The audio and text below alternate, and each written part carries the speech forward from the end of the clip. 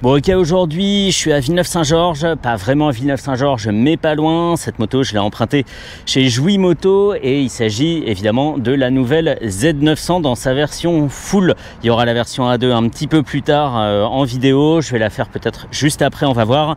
On va y aller pour la fiche technique. À l'avant on a une jante en 17 pouces avec un Dunlop Sportmax Q5A en 120 de large, deux disques de 300 mm avec des étriers Nissin 4 pistons, une fourche inversée réglable sur un seul tube, un réservoir de 17 litres pour une conso estimée par Kawasaki à 4,8 litres au 100, donc c'est pas mal.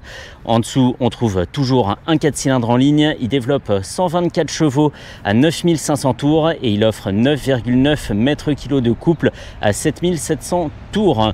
On a une boîte 6 avec shifter à la montée et à la descente, une selle à 830 mm de haut, c'est 10 mm de plus ou 1 cm de plus que l'an dernier. Elle a aussi gagné 1 kg sur la balance, elle pèse maintenant 213 kg. À l'arrière, une jante en 17 pouces, un pneu en 180 de large et un disque de 250 mm de diamètre avec un étrier simple piston. Sur la facture, cette Z900 2025, elle a perdu 200 €, ce qui l'a fait passer juste en dessous de la barre des 10 000 €, soit 9 999 €. Pour donner un ordre d'idée, c'est 600 € moins cher que la Hornet 1000 de base, pas la SP de base, sachant qu'une version SE Performance existe pour cette Z900. Il y a aussi une version A2, mais la version A2 coûte à peine moins cher. Bref, on va y aller, c'est parti sans plus tarder. Ce qu'on ne voyait pas sur la présentation un peu à la troisième personne, c'est le fait que le regard se soit affiné de ouf comme ça. On n'a pas de Z900 de l'an dernier, bref. On a donc deux petits phares et un phare au milieu, le troisième, qu'on voit quasiment pas sur les photos en général. Et tout ça est très fin, très joli, très agressif. Ça rappelle le regard de la Z1000 en son temps. Et c'est très bien, c'est vrai que la Z900 avait les yeux grands ouverts. Une sorte de moto très étonnée, alors que celle-ci est plutôt fâchée. Oh là, le TFT de 5 pouces sous vitre en verre là, c'est superbe, le contraste est saisissant. Waouh, je suis en mode sport, il y a 4 modes de conduite. On a donc un mode sport, un mode normal, je crois normal ou street, un mode pluie et un mode custom. On les fait varier avec la flèche à gauche, il y a un mode vers le haut et un mode vers le bas, puisque la liste n'est pas déroulante. Quand on arrive au dernier mode, le mode custom tout en bas, on ne peut pas revenir au premier mode, etc. C'est pas top en ergonomie et c'est aussi pour ça que je veux pas bouger du mode sport, pour voir si, comme moi, quand on a la flemme de changer de mode, ça peut bien tout faire, le mode sport. La réponse s'est déjà un peu imposée d'elle-même. La réponse à la poignée d'accélérateur est vive. On fait tourner la poignée 2 ou 3 degrés et ça part mais de folie, et le point de patinage arrive très tôt sur le levier. On a une moto très vive, c'est aussi pour ça que j'aime bien filmer dès que je monte sur la moto, parce qu'on l'a vu là quand j'ai relâché l'embrayage après avoir passé la première, avant de partir de la concession, enfin avant d'en sortir, j'ai eu une petite surprise comme ça à la mise en route de la moto, mais là ça va. Et sur cet écran, donc complètement remanié, il est assez simple en présentation, ça tranche bien avec l'écran de 4 pouces qu'on avait jusqu'à présent, où les informations étaient un peu pêle-mêle sur toute la dalle. Ici on a une vitesse à droite, une jauge à essence en 6 segments en dessous, une horloge, un indicateur de rapport engagé à gauche, le mode dans lequel on se trouve, et tout en haut sur toute la largeur de l'écran, le régime moteur en barre, avec une zone rouge qui commence à 11 000 tours pour se finir à 13 000 tours. Tout ça est très joli, très sobre.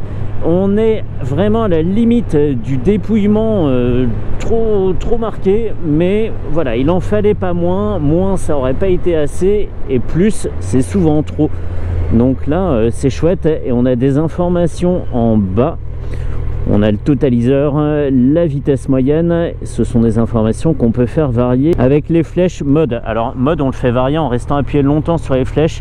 Ici on a donc totaliseur trip A, trip B, la température moteur, et ensuite les informations de droite, le temps total, le voltmètre, la conso instantanée, la conso moyenne, et l'autonomie restante très bien. C'est pas la surpopulation hein. Sur les Komodo à gauche c'est juste ce qu'il faut en bouton, et à droite juste coupe-circuit démarreur, et c'est tout. Donc c'est très bien, des boutons du coup qui tombent naturellement sous les doigts, on n'appuie pas sur deux boutons en même temps.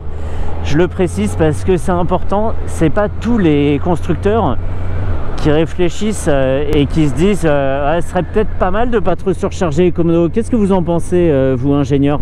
Ah, tu sais, nous les motos ils conduisent pas, donc on sait pas trop, mais tu as peut-être raison. Bref, on a des commandes hyper douces, l'embrayage est souple comme tout, c'est un régal. Wow. Embrayage à un doigt, embrayage à un doigt.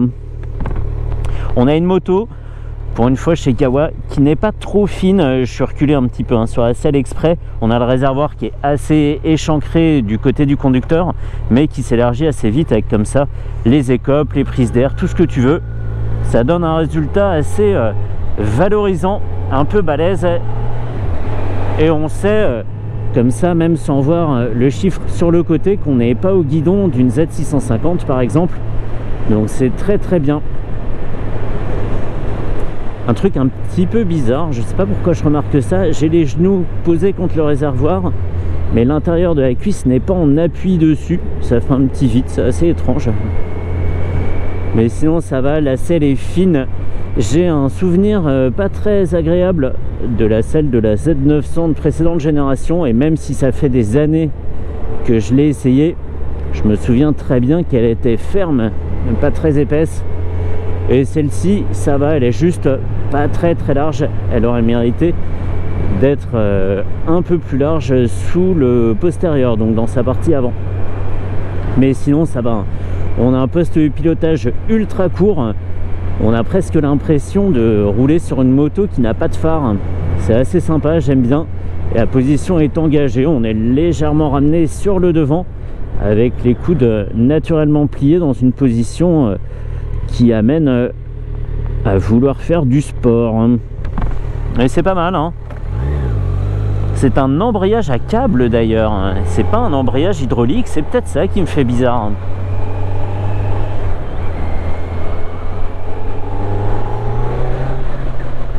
Ouh, punaise, et bah là je suis en troisième à 3000 tours à 50, un tout petit peu plus, 3250. Et la machine, même si on sait que c'est du couple, bah ça pourrait presque passer pour de la puissance. C'est dingue hein. C'est dingue, c'est pas le gros couple musclé, c'est une sorte de couple athlétique. Et c'est très agréable parce que c'est vrai que les 4 cylindres, on a toujours tendance à se dire oui mais au quotidien qu'est-ce qu'on a finalement sous la poignée, est-ce qu'on peut avoir des relances franches, etc. etc. Oh, mes petits yeux. Et en fait bah là oui, on n'est pas que sur le couple, on a déjà un petit mélange de puissance derrière ça je pense. Et comme ça en mode promenade hein, coincé derrière les caisseux, on arrive à maintenir la machine à un rythme tout à fait civilisé. C'est rond, ça vibre pas une seconde, il n'y a personne derrière, donc je vais retomber en troisième. On est à 2000 tours à 30 km/h, 1500 tours, là ça commence à être un peu juste. Bah non en fait, 1000 tours et on est sur le point de patinage à 1200 tours. Et quand on repart, c'est lisse, lisse, lisse, comme un enduit de qualité. Incroyable de lissitude. Ah, effectivement, hein, c'était bien du couple. Même si c'est du couple sympa, on voit tout de suite la différence quand on approche des 5000 tours, où le moteur commence à envoyer les chevaux justement. Et c'est plus la même musique. Et en parlant de musique, l'échappement accompagne très bien le pilote. Ici c'est un bruit vraiment de 4 cylindres, très discret, mais il en faut pas beaucoup sur la poignée d'accélérateur pour avoir une note bien grave, bien profonde.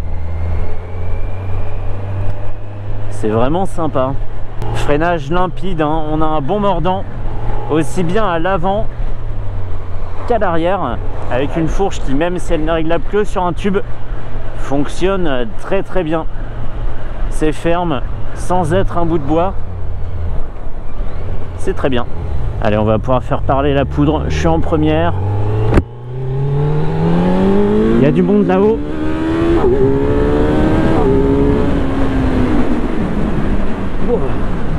Oh, le shifter est viril.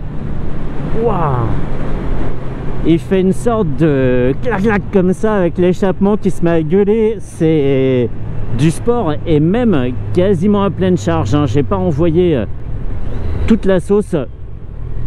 Et bah l'avant reste bien cloué au sol et ça c'est cool. On n'a pas une machine qui veut forcément cabrer. Il y a une différence entre la brutalité d'une grosse remise de gaz, c'était une Alpina 290 qui aurait fait lever la bête, et une accélération bien conséquente, mais finalement assez progressif comme je l'ai fait, mais qui donne des sensations. Donc c'est bien, c'est bien, c'est bien. On n'a pas une machine casse-pied, elle veut bien rester par terre. On va tester un petit peu de faufilage. On va faire ça, ça. Ok. Ah, très bien, très bien, hein. On sent absolument pas le poids, ça vire de façon harmonieuse et on a une machine qui se fait pas remarquer, dans le mauvais sens du terme, hein, évidemment.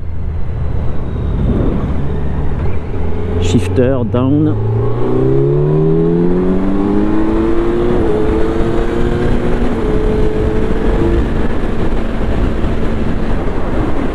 Hop.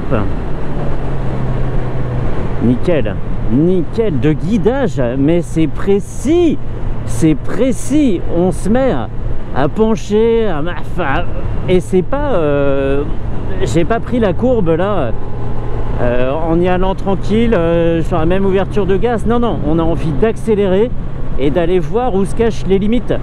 C'est dingue, moto accessible, hein, techniquement, c'est franchement pas mal.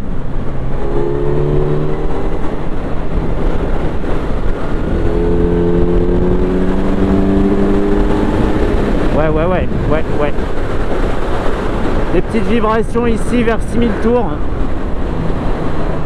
Mais fou, j'adore ça sur le 4 cylindres Kawa, et c'était déjà le cas sur la Z800, ça m'avait vraiment marqué à l'époque. On va vite, on accélère fort, et c'est vrai que à la fois le régime et la vitesse s'envolent. Ça c'est vrai. Par contre, on coupe, le frein moteur est conséquent et on s'arrête vite d'être hors la loi, et j'adore ce genre de conduite. T'es pas obligé de faire appel au frein, il suffit d'anticiper un petit peu, tu coupes ton gaz, 2-3 secondes plus tard t'es revenu dans la légalité. Et c'est le genre de moto qui se conduit, mais aussi bien à l'accélération qu'à la décélération. Ça nécessite une réflexion. J'adore. Allez. Yes. Bah, c'est très rare pour moi d'avoir une vitesse qui augmente en courbe, mais là c'est le cas et ça le fait grave. Tout son comportement est limpide.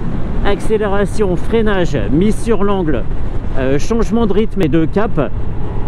Franchement, tout se fait de façon hyper naturelle, presque dangereux en fait, parce que on aurait tendance à vite trop lui en demander sans en avoir trop fait la connaissance de cette machine. J'ai calé, désolé. Et en fait, ça se passe très bien, mais ça peut être dangereux. Restons humbles.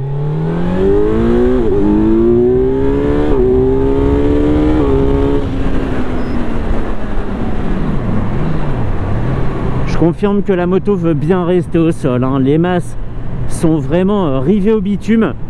Et comme ça, on peut balancer la charge et on a une machine qui reste stable. C'est dingo.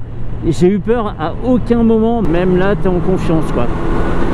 Ici on est tranquille.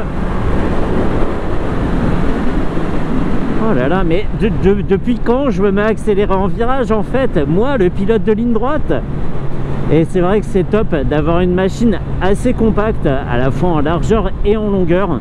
On sait où se trouve chaque élément de la moto. On sait où est son train avant, si on dépasse sur les côtés, jusqu'où on peut aller en inclinaison. Et c'est une machine qu'on domine complètement, donc ça c'est cool. Mais seulement physiquement, il faudra bien apprendre à la connaître, parce qu'elle peut être pleine de surprises. Je suis pas allé voir très haut dans le régime.